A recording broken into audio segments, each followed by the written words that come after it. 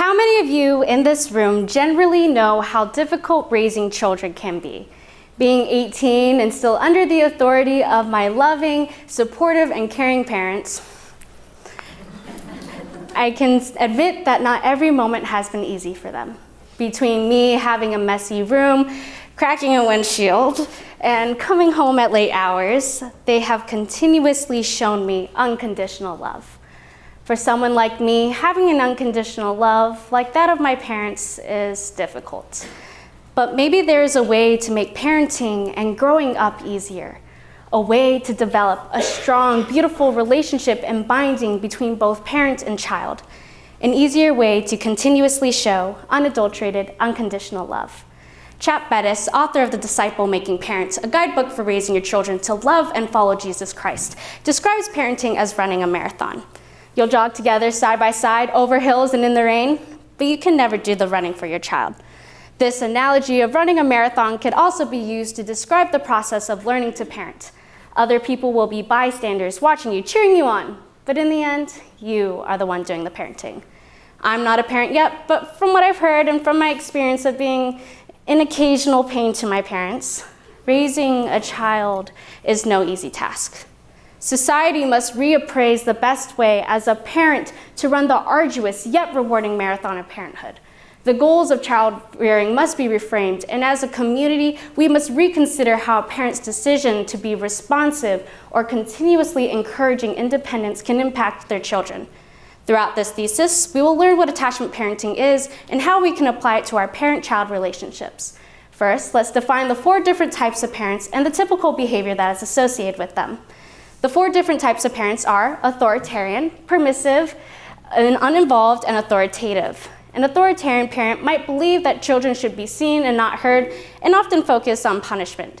So, rather than teach a child how to make better decisions in the future, they're invested in making kids regret their mistake. Permissive caregivers are the opposite of authoritarian. They only become involved once there is a serious issue. These parents are typically nurturing and very loving, but don't use discipline, have very few rules, and overall less structure. Neglectful or uninvolved parents are pretty self-explanatory. They don't ask their kids about school or homework, rarely know the whereabouts of their children, who may not even receive much guidance, nurturing, and parental attention. Lastly, authoritative parents put a lot of effort into their kids and want to maintain a relationship with them. Authoritative parents invest time and energy into preventing behavioral problems before they start and use positive discipline strategies to reinforce good behavior. They explain the reason behind rules and consequences. They validate their child's feelings while also making it clear that the adults are ultimately in charge. Researchers have found that kids who have authoritative parents are more likely to become responsible adults who feel comfortable expressing their opinions. Authoritative parents follow the attachment parenting method. Dr. Susan Cross Whitbourne explains attachment parenting, also known as AP, as a parenting philosophy which methods aim to promote attachment between a parent and a child. For anyone that desires to have a close connection and bond with their parent or child, this parenting method is the most beneficial. AP has been found to have a deep foundation in a personality and social development theory known as the attachment theory. The attachment theory was found to be effective in repairing damaged close relationships. Because of this fundamental connection between the two, attachment parenting can aid in your relationship with children of all ages. This evening, let's explore how attachment parenting addresses parenting goals and how we can apply it to our parent-child relationships.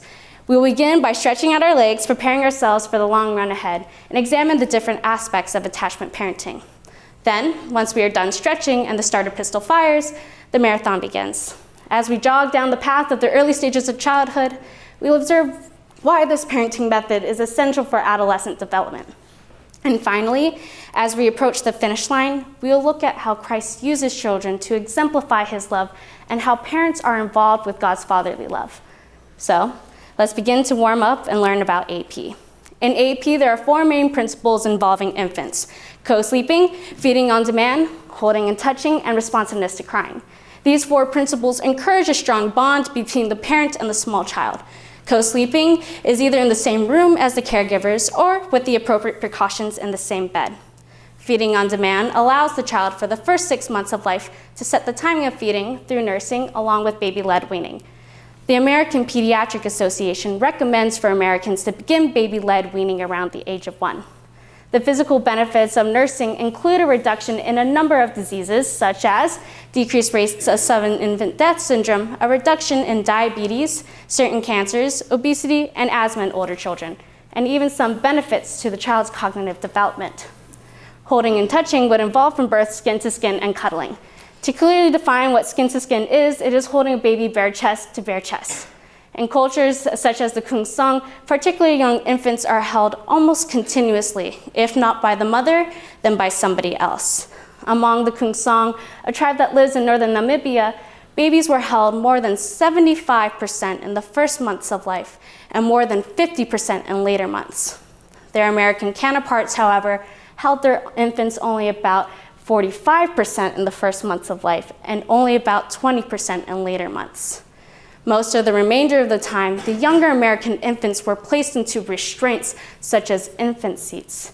This is heartbreaking because these small children are being left to sit rather than being active and involved with their parents. A major benefit of holding and touching would be a reduction in the rate of crying. Responsiveness to crying is not letting a baby cry it out. Instead, intervening early in the crying bout, reacting to the baby's distress before it gets out of control. Nurturers who are very responsive to their infant signals are also likely to spend increasing amount of time interacting with their children in positive ways. Ultimately, this will lead to the development of a positive communication system. The evidence based on studies of AP shows a wide range of benefits. These infants have shown lower stress levels, cry less often, and feel more connected to not only their parents, but other people as they get older, even showing higher levels of empathy.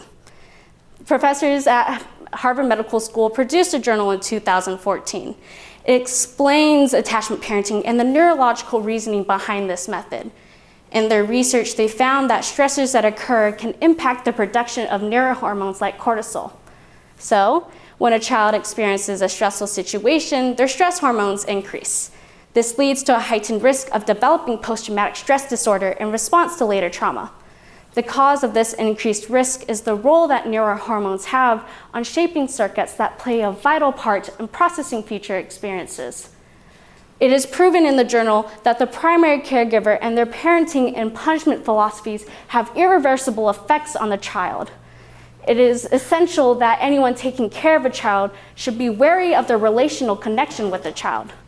For children between the ages of 3 and 10, it is essential that parents listen to their child, acknowledging fears, questions, and concerns. Parents should take this time to validate their child's feelings, such as not saying, "It's no big deal, walk it off," or "It's nothing." This way, there's better communication in instances when discipline is needed. A way for nurturers to take action is to not have isolation punishments. Now, this is probably where you're wondering, well, how am I supposed to learn how to discipline or punish my kid? Well, the definition of discipline and punishment is often misconstrued. Many people use the two words interchangeably, but they are not synonyms. Discipline is to train someone to behave in accordance with rules or a code of behavior, to teach, and focuses on future behavior, while punishment is to inflict suffering for past behavioral mistakes. The definition of punishment and discipline is much deeper than the dictionary definition of the two words. By taking away isolation punishments, you're reducing the harm inflicted on your child's brain. Humans are social creatures. Small children are not able to differentiate between being sent away and being sent away from your love. In a study published in 1957, the data from an investigation of kindergartners and their mothers found that the unhappy effects of punishment have run like a dismal thread. Punishment proved to be ineffectual over a long period of time. The researchers consistently found that parents who punished rule-breaking behavior in their children at home often had children who demonstrated higher levels of rule-breaking behavior when away from home. In regards to discipline and punishment, I don't mean you should send your child to the room or give them the spoon, but this bond is worthwhile. Some opt for another parenting method because it requires giving your full attention to the child. It requires time, energy, and compassion. Good parenting is difficult. There's a misconception that attachment parenting takes away from the child's self-growth or even impedes on building independence. The idea of AP is sometimes completely disregarded because of the sleep deprivation from being attentive to the baby's needs as well as nursing. Nursing affects every woman differently. Mothers may experience fatigue and dehydration from constant breastfeeding, body aches and pains from constantly carrying and holding. These are all physical struggles and reasons why another parenting method might be opted for. But parents are often called to make sacrifices for their children. With punishment strategies, corporal punishment is viewed as a method to set clear boundaries and motivates children to behave. Parents typically veer from the AP method when correcting behavior is involved because of their frustration. Parents reach for negative correcting strategies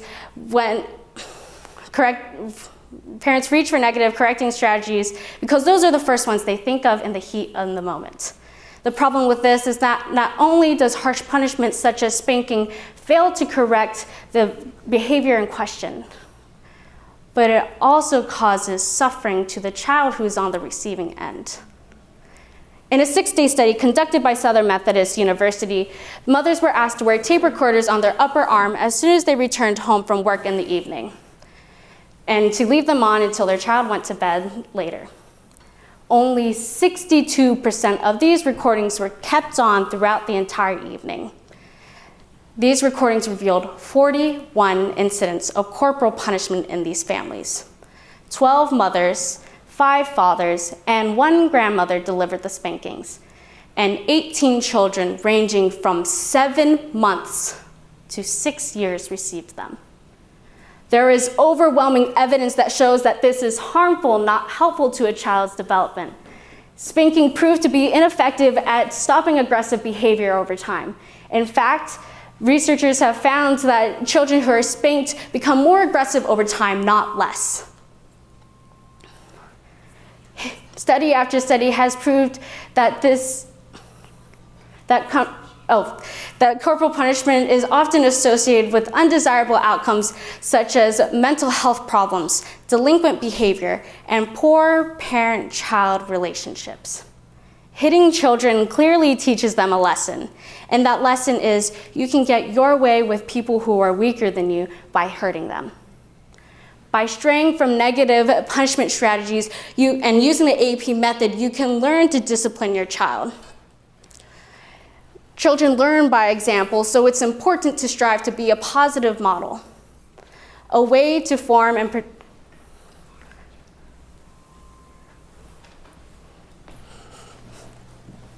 The Harvard Journal continues about the struggles that caregivers of young infants and children face when dealing with negative emotions such as anguish. The purpose of my thesis is to bring to light a potentially unfamiliar way of parenting that can be very beneficial for both parents and children. Even though it may sound foreign, try to see some of the benefits it may offer you. In older children, AP practices still consist of high responsiveness to the child. During this time, there's better communication. Boundaries, rules, and consequences can be more clearly conveyed. Harvard pointed out that teens are actually more likely to talk to their parents about significant issues such as depression, drugs, or sex rather than seeking advice from their peers. Children between the ages of 5 and 18 will engage more effectively with essential skills such as asking for help in a difficult situation. This has shown that AP-raised children are less likely to form a mental illness in later years. The way you interact with your child from the moment they are born until the later years of childhood can determine their mental health status in later years. This realization shows the magnitude of how much of an impact you have on your children. If you're listening to this and realizing you may want to change your relationship with your parent or child, it is never too late to start. A way to form and protect a secure relationship is through bonding activities. Vivian Norris and Helen Rodwell offer numerous ideas that families can adapt to gain a closer and more attached relationship. For primary age children, games and activities such as face painting and dress up, and in teens, hiking and something as simple as grabbing coffee or lunch would help with that attachment. These activities set an example for the children and teens in these families that desire to have a closer and more attached relationship. These activities help incorporate more parent-child involvement and display an example of God's unconditional love. Alfie Kohn, in his book, Unconditional Parenting, says, while it may be possible to spoil a child with too many things, it is not possible to spoil them with too much unconditional love. A parent is the first example of God that a child is influenced by. God has an unconditional love for us. His love is unconditional because there is no way to make him love us more or less. We don't earn his love by fulfilling a set of conditions. He loves us not because of what we are, but because of who he is. For he is love. It is essential that a parent shows their child the most accurate human selves they can offer. By doing so, a parent is unveiling to their children that they are understanding and desire a trusting relationship. Spare the rod, spoil a child is a saying that many quote from the Bible. However, nowhere in the Bible does it say spoil the child. The entire proverb says, whoever spares the rod hates their children, but the one who loves their children is careful to discipline them. In a biblical context, when this was written, a rod was used to guide sheep. This proverb, as with many other proverbs and Jesus' teaching, is a parable. It's not intended for children to be punished, but to be guided. Children are the greatest gift from heaven. And even the most mundane things, they exemplify Christ's love and how to follow him full-heartedly. Matthew uses children in his book to illustrate how we should follow Christ because they display an example of discipleship. Matthew used children to elucidate the trusting and humble nature of a Christian before God. From the very beginning, we all need love and yearn for connection. Human connection means survival. Studies find that friends are more important than family in conferring longevity. But you can never get there without the responsiveness and love that a parent gives. By using the AP method, it enables children and teens and parents to have a closer relationship and ensure a lasting bond. When a child or teen is in distress, they are able to communicate those concerns, fears, or pains with their parents, someone they love, who is trustworthy and knows the full history of the child. To make the most of your relationship with your parent or child, consider attachment parenting for a lifelong, unwavering relationship. Parenting is never for yourself. It is putting others and your children before you. It is putting hard work and dedication into a new person. It is putting blood, sweat, and tears into building a path of success for someone you have an unconditional love for. So, what will you do to build that relationship? Thank you.